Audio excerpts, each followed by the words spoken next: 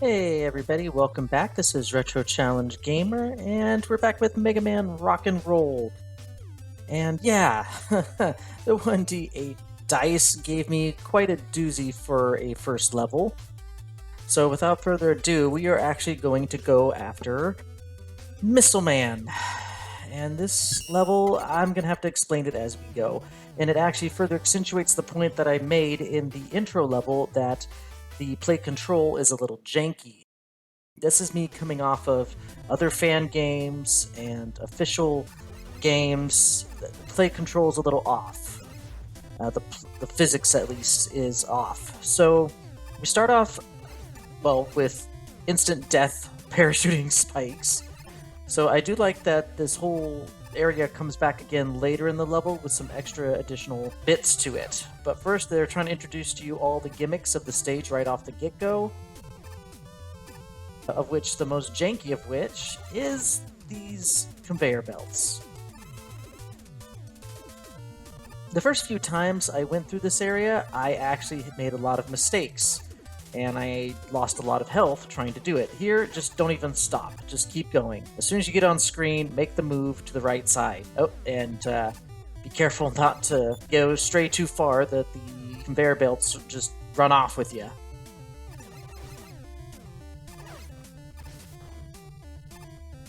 Okay, this next part, to shoot this Met and get out of that little small piston pit, that is very nerve-wracking. Especially with the janky physics in this game. Like, I'm not taking any chances. This level does not mess around. Enemy-wise, this isn't too bad of a level. What really gets you is the obstacles and the gimmicks, of which there's quite a lot, actually. There's the pounding pistons, there's conveyor belts, and then there's these bombs. And then, of course, you got specific enemy gimmicks, like the floating parachutes and missiles. And then there's another gimmick that comes in later in the stage. Like, this level has quite a lot of things going on in it. And, of course, birds. Always gotta be birds. One of these levels had to have these birds. So yeah, you'll see a whole lot of outtakes, and this is actually a pretty easy L to get once you realize where it is and what you need to do. And that was a bad mistake on my part. I should have waited at least a couple seconds more. Here's the final gimmick. They're not as bad as in original Mega Man 1, but it does seem like they're tied to when you scroll them on screen. So you have to be careful when you scroll those platforms on screen, or you actually might lock yourself out of getting onto the next platform, as you'll see in the outtakes. So, this one did not load correctly. It seems like they only start their movement the moment they get loaded in. Okay, I took a little risk there, but not too bad. There's no point dodging the shots. You're more than likely gonna get knocked off the pit if you try and jump and avoid their shots when you're on those little moving platforms. They're awful. I hate them. I could not get up to this upper route at all in all of my runs, which is unfortunate, because there's an E-tank that we won't be able to come back for. I think maybe like a weapon or rush upgrade will be able to do it, but as it stands now, I can't do anything about that. So now we're combining all sorts of gimmicks together for the final push. This is the worst one right here. Slide, slide twice, slide back left. Slide, slide twice, and you're out. That is the trick to that area. And one last big eye.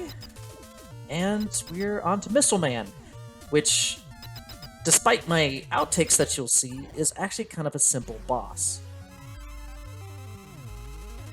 So let me explain as it goes here. So whenever he... when he shoots missiles, you want to walk toward him. Okay? And when he does that, when he hops up, and he'll always dash back the other direction. So walked. Okay, that was a bad example there. So I'll wait for him to bounce through. Okay, walk toward him, and then walk back, and then walk toward him, and then walk back. Oh, and then he's gonna see. Whenever he jumps over you like this, he's gonna go boom into the opposite side, just like that every time. That doesn't deviate. He's gonna do it again. Boom, never deviates. That's always what he does.